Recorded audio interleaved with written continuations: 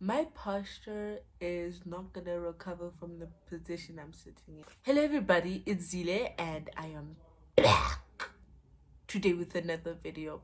You could obviously see that the background's different.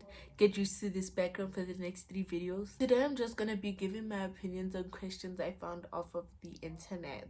But it's not things that I'm like visibly passionate about, just something I really wanted to do. Okay, so first one is, are grades the best way to measure intelligence?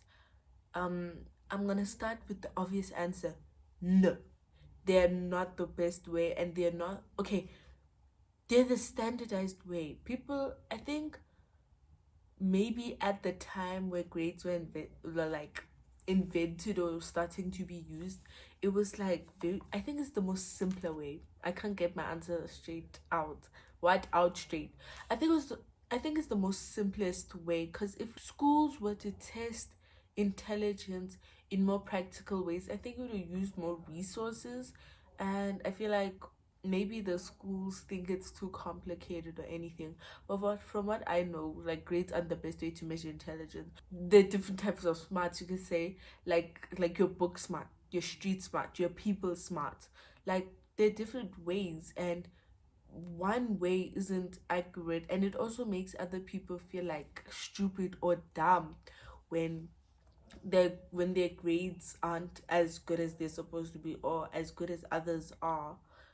And I think like we shouldn't be defined by grades either. Like and if you know me in real life, then you know I do get good grades, and I'm very grateful to the Lord for giving me that wisdom, right? But you should really you shouldn't let the grades define you. Like it feels good when you get a good grade, and it feels bad grade, yeah, it feels bad when you get a bad grade, but don't let it define you, because those numbers on a paper, they don't define your talents, they don't define how well you work or how practical you are.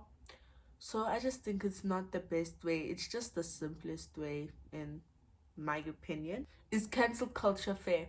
No, it's not. Wait, wait, before I get into my opinion, I had this other thing from this other lady. I think she has her own Netflix show. It's just like the first celebrity victim of cancel culture is Jesus. And I was just like, oh my soul, that is so funny. Like that is so true. Cancel culture is not fair, because like I could get cancelled, anyone could get cancelled in the right circumstances. Because like cancel culture is just like literally so cruel, and like they're so unforgiving. Like someone messes up one time, now all of a sudden they they are like this bad person, like they can't do anything right, like they've been a bad person since the beginning of their life, like no. And people don't want to give other people second chances. Okay, and now I'm saying that people deserve second chances, ne? Even if it's something bad they've done, everyone deserves a second chance. I think I mentioned it in my other video, where like it's hard to like forgive other people, ne? It's hard to forgive people when they make mistakes or they do something wrong, but you have to give a second chance, because Jesus did that, because Jesus forgave us, which means we should forgive others. Also, we shouldn't be making that mistake the whole personality. Like for instance, let's say I've done charity work all my life, ne? And let's say I stole once. I was tempted to steal once. I always gave away, but this time for some reason I just wanted to steal some money, ne? From like the charity bank, ne? Sharp. I steal something, and then someone catches me, and now all of a sudden I'm blowing up on social media, and it's just like, oh yeah, this person, she's always been stealing all her life. Like every single time she did charity work, I bet she was stealing. Or others people even helped, I bet she took most of the money after the charity work. And now it's just like, I did it once. And yes, you should get punished for that. There are consequences to your actions. You can't just mess up and expect everybody to move on without an apology or without you correcting yourself. But what I'm trying to say is, don't make that mistake the whole entire personality. Don't let it define the person. Obviously, we know that person did it, and if that's the first impression of that person, that's also how it influences how you feel about the person's mistake. But don't let it block out everything else about the person. People make mistakes, and we need to learn that, we need to accept that. Because don't come here doing cancel culture as if you haven't made a mistake. If you are someone, right, who has made a mistake and doesn't want to own up to it and they got cancelled, did you, first of all, did you apologize for what you did? Second of all, did you try and correct yourself? Did you try to be better? If you did those two things, then cancel culture is in the wrong. But if you didn't, then I'm sorry. You need to humble yourself and realize that you made a mistake. Even though cancel culture can be very cruel, it's fair to an extent. To an extent where if the person doesn't regret what they did, if the person hurt people, if the person is just like, oh yeah, so I did it, so what? Oh, it's not gonna affect you. That's when cancel culture is just like, okay, it's time to log in, it's time to type on Twitter and all those nice things and start talking about what this person did. But if you did apologize, if you did try to correct yourself, and then cancel culture is still coming out for you, then yeah. But the main problem with cancel culture is that they let it define the whole person when the person messes up like once or twice. We are all human, we all make mistakes. We just need to, as long as you learn from your mistake, then cancel culture shouldn't be strangling you, shouldn't be holding you by the neck. Okay, thank you. What makes a good friend? I actually have Bible verses for this. Unfortunately, I cannot read them out because I don't have my actual Bible with me. And the Bible app is on my phone, but I'm recording on my phone. So that's amazing. But don't worry, I will put them on the screen. For now, let me just mention the Bible verses. Proverbs chapter 17, verse 17. Ecclesiastes. Actually, how do you guys say this? Ecclesiastes. I remember the other time I heard someone say Ecclesiastes. No, I say Ecclesiastes. I know that's not how it's spelled, but guys, some of these names are just hard to pronounce. Chapter 4, verse 9 to 10. John chapter 15, verses 13 to 15. And then Proverbs chapter 27, verse 17. If I'm not wrong, I think Proverbs chapter 27, verse 17 is where like one brother sharpens the other brother as a sword sharpens a sword. What I've learned is that, well, friends, they correct each other. If I do something wrong and you're my friend and you know it's wrong, please tell me it's wrong. Please just don't stand there and let me do it. Like, please just like try and correct me, try and help me. A friend is always forgiving of the other friend. I mean, we hurt other people, we do make mistakes, and if we make mistakes, we should forgive each other.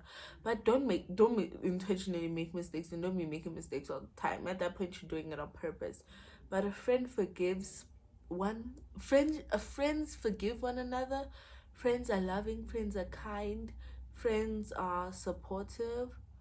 Friends are just, a good friend would be there for you, you know. A good friend will be there for you through thick and thin. A good friend will try and understand you even if they don't. And I also, this comes back to, we as people, we are not perfect, like at all. Like it's actually worrying. I'm joking. No, but we aren't perfect at all, and we as people can make mistakes to other people in our friendships, which makes us sound like we are a bad friend. But in actuality, we make mistakes and we do try our best. So actually, friendships are complicated, but ain't getting into all that. But a good friend is basically what it says in the Bible. That's my opinion on what good friends are. I try my best to be a good friend every day, and each person deserves a different type of friend.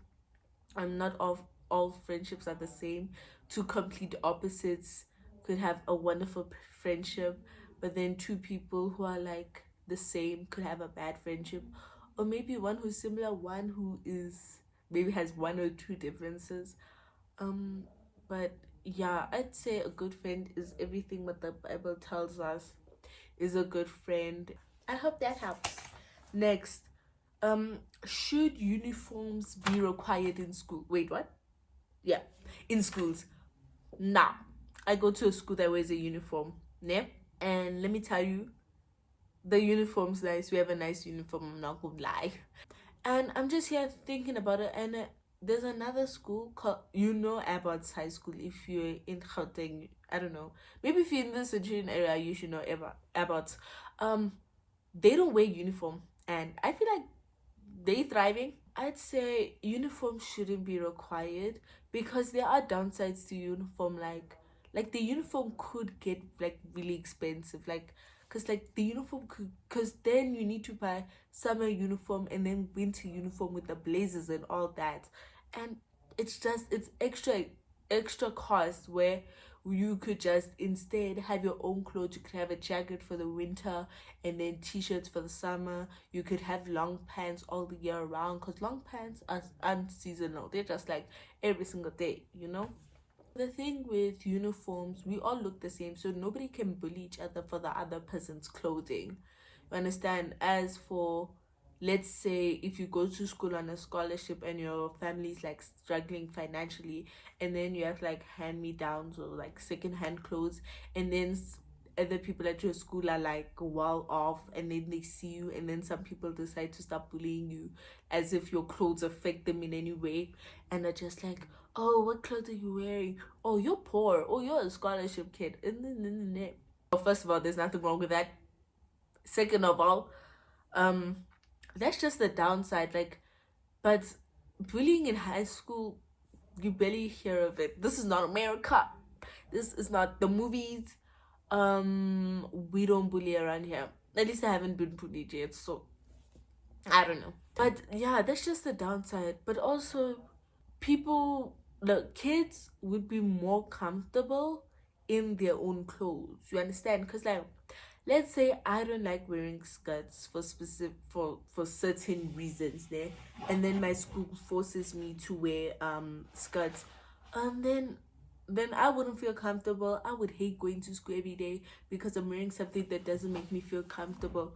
Where instead I could like have my own clothes, and it just be like, oh, I feel so comfortable in my pants, where I'm not forced to wear something I don't want to wear. Okay, like, but obviously there's also downsides to wearing your own clothes, like dress code. But you could also get dress coded when wearing uniform, because then your skirt is by your tights. We can see your tights. It's just below your booty, like it's a mini skirt. Or gents, maybe your pants are too high or something. Maybe you're sagging your pants. I don't know. But there are downsides to it. But in my personal opinion, I prefer uniforms, but they shouldn't be forced. They shouldn't be required. Nah. But like, I feel like schools shouldn't be as strict on their uniform, because as long as you're wearing the bases, it's fine. Like wait, before I say this, okay, if you are an official in my school, like a staff member, maybe the principal, maybe someone from the Department of Education who works directly with my school, and you're watching this, I am not criticizing on my school at all. I have no intention of breaking the rules. I have no intention of speaking bad on the school. I'm just saying what's in my opinion. Okay? I'm just saying what's in my opinion. Please do not get it twisted. Please do not sue me. Thank you. People, guys. Why do I feel like I need to say that? I do not know. But let me continue. I just feel like we should be less strict on the uniform, because as long as you have the base uniform, like the shoes, the skirt or the pants, the shirts, as long as that's there, I feel like we should be fine. Like, let the girls wear their hair however they want to wear their hair. Let the boys do corners. Let the boys maybe get earrings. Okay, maybe not earrings. Maybe if you're a senior, you can get ear piercings, but yeah. Okay, nose piercings. Okay, not in a school environment, but you get what I'm trying to say. Like bracelets should be allowed. Maybe necklaces. Maybe they shouldn't be outside. Maybe they should be like inside the shirt.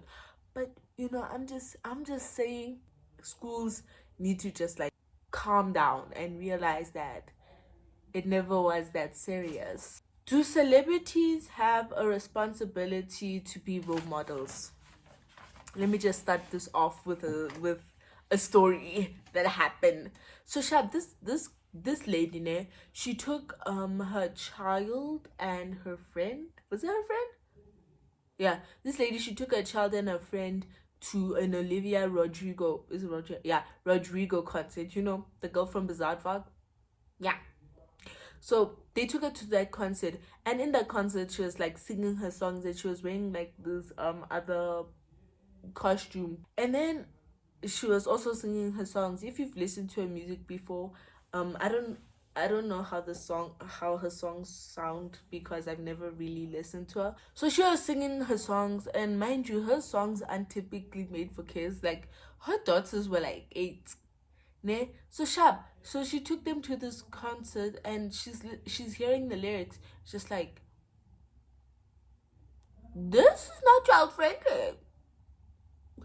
And then I think she took her daughters home early, but I know that she went on TikTok slash Twitter to complain about, oh yeah, Olivia Rodrigo is not kid friendly. I took my child and a friend to go see her, and her music was so derogative. What?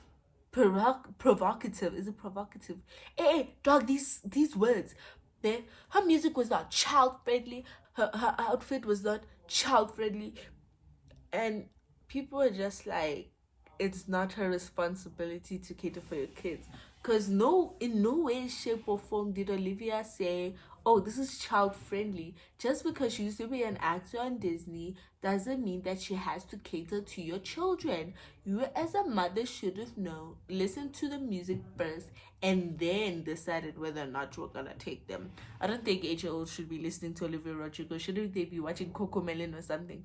But anyways, that brings me to the point I'm trying to make. Celebrities aren't responsible to be your children's or anyone's role models, because they are just people. The only role models in a child's life are supposed to be like their parents, their family members, maybe teachers, maybe the people they look up to, people who strive to be role models. But someone such as a singer or a dancer, an actor, shouldn't be responsible to be your child's role model. You should be your child's role model. You can't hold them to standards you set.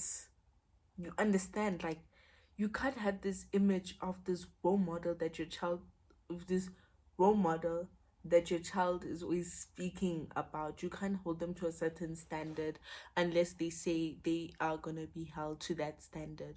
It's just, yeah, so you shouldn't expect other people to be your child's role model. Last question is, dog, I can find it. Is the pressure to be perfect too much for teens? Wow. To be perfect is already a struggle. But for a teenager, like people like me, yes, it's a struggle. The pressure is too much. Because what we need to know is that teenagers are going through puberty. Well, you typically stop puberty at like 11, boys 13, I think. I don't know when. But like, in your teenage years, you're going through puberty, and puberty isn't a cutesy little clean thing. Puberty is messy, and we are gonna be messy. When I say messy, I mean like in the way where it's chaotic. Like, because puberty is different for everyone, and puberty is a human thing, and it has its ups and downs. Like for me, the upside of puberty was getting taller. I don't know, having a deep voice. I don't know, guys.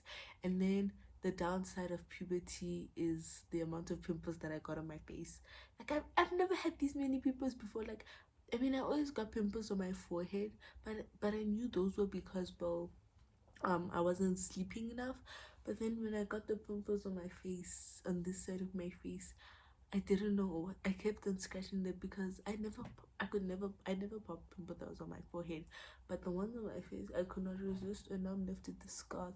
But that's okay because I shouldn't feel pressurized to have perfect skin at the age of my age. You understand? Like, you shouldn't tell me, oh, you should have glass clear skin at the age of like 17. Excuse me. First of all, I'm trying to recover from all the acne and all the products I have tried to get rid of my acne.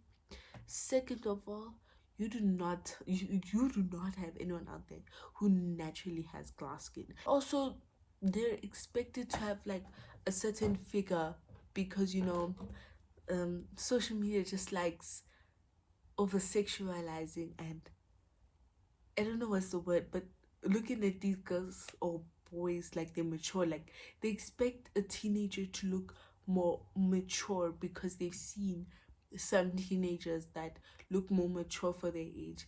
But in reality, maybe it's just how the teenager dresses, maybe it's how their makeup looks, maybe it's how they act that makes them look older or make them sound older. But in actuality, not everyone is like that. Not every To each their own person. Okay, not every single teenager, not every single teenage girl is gonna be wearing crop tops, is gonna be like wearing makeup. Not every single teenage boy is gonna have muscles, or have like 500,892 situationships. That's an exaggeration, ne? Or is like drop dead gorgeous. Okay, it's not like that. Every teenager is different, and some look different than others, and you can't expect all of them to look perfect because that's not what we are as people. Oh, I have made this point 3 times now. We are not perfect. We cannot be perfect because, especially in this time in our lives, it's really hard to look a certain way. It's really hard to act a certain way because we have all of these hormones running through our body. We are trying to figure ourselves out. I'm still trying to figure out certain things about my body. I'm still trying to figure out certain things about my emotions. Like, literally, I have, like, it gets, like, hard sometimes to focus on the outer appearance when I'm too focused on my inner feelings, or to focus on my inner feelings when I'm too focused on my outer appearance, because there's this pressure to look perfect or to look a certain way when in actuality they shouldn't be that at all. We're all different.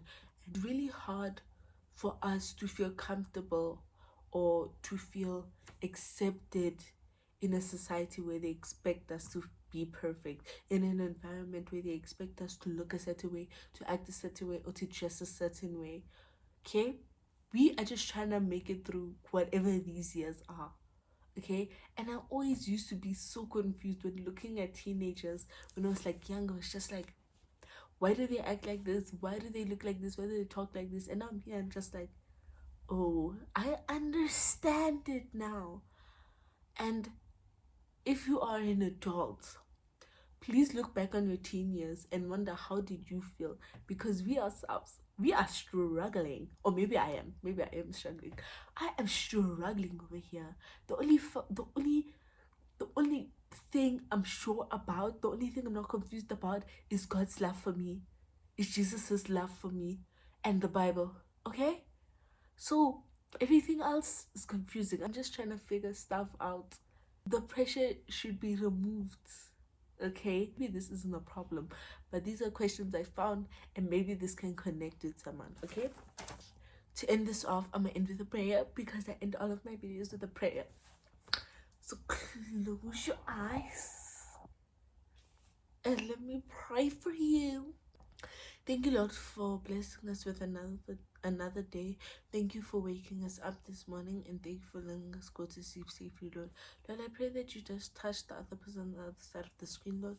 Lord, I pray that you help them realize that we are not perfect as people, that good friends come from you, Lord. Friendships that are based on the Bible, in that you are working through are the best type of friendships. Lord, I pray that you help us realize that not everyone is perfect, Lord, that we as people are imperfect, but you are perfect, Lord, and that we can always lean on you in when we make mistakes, or when we do something right, you know, Lord, that we can always rely on you because you are perfect.